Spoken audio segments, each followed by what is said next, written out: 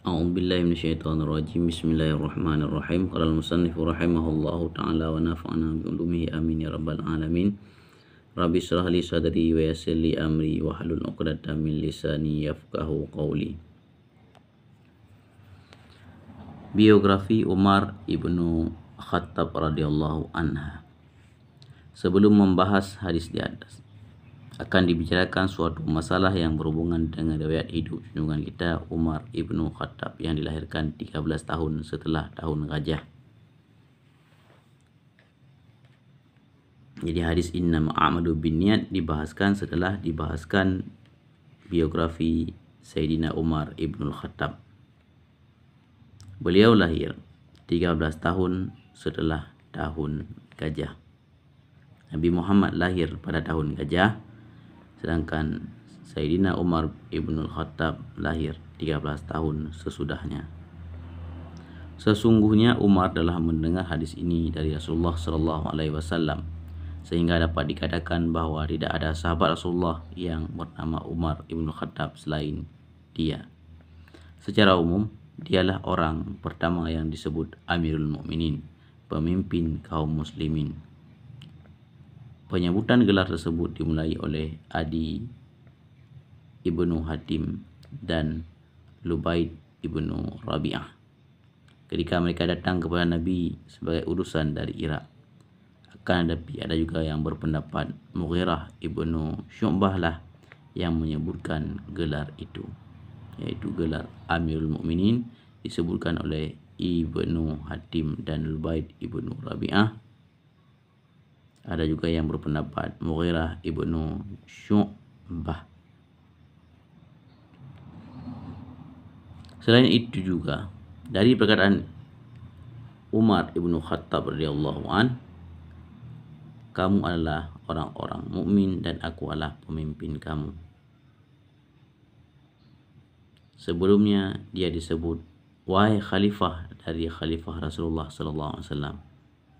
Karena terlalu panjang, lalu mereka mengubah sebutan itu dengan Amirul Mukminin.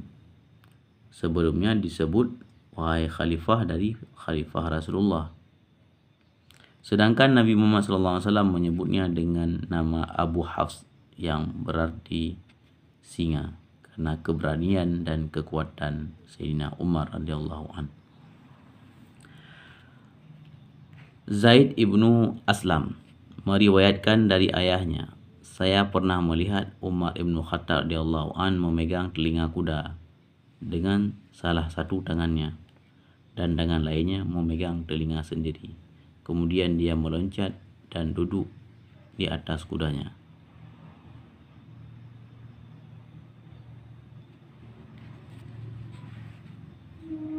Abdullah ibnu Mas'ud berkata, aku tidak mampu salat di sisi Ka'bah sampai Umar ibnu Khattab masuk Islam.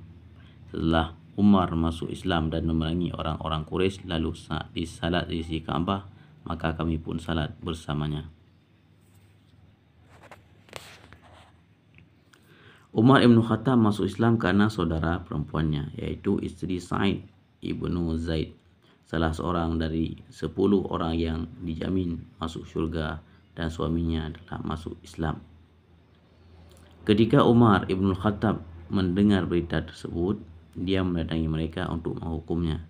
Sesampainya di rumah mereka, Umar mendengar Sa'id ibn Zaid membacakan Al-Quran. Pada saat itulah Allah memasukkan Islam ke dalam hatinya sehingga dia pun menghadap Rasulullah di suatu dekat di tempat Safa untuk mendahirkan keislamannya. Maka bertakbirlah kaum muslimin karena merasa gembira atas berita tersebut. Kemudian Umar menuju tempat berkumpulnya orang-orang Quraisy dan menyeru kepada mereka bahwa dia telah masuk Islam.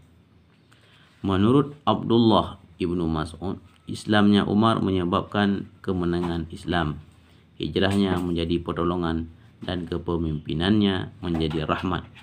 Karena itu dia disebut pula Al-Faruq. Sesuai dengan sabda Nabi SAW, sesungguhnya Allah telah menjadikan kebenaran di atas lisan dan hati Umar. Dia adalah orang yang memisahkan antara hak dan batil. Dia termasuk orang yang terhormat dari kalangan Quraisy pada zaman Zahiliyah dan zaman Islam. Karena Umar pula Allah memuliakan Islam. Nabi SAW berdoa kepada Allah, Allahumma a'izzil Islam bi'ahabbir rajulaini ilaika, Umar bin Khattabi atau Umar bin Hishamin, yakni Aba Jahlin. Ya Allah, muliakanlah Islam dengan salah satu dari dua orang yang mana saja yang kau cintai, Umar ibnu Khattab dan Amru ibnu Hisham alias Abu Jahal.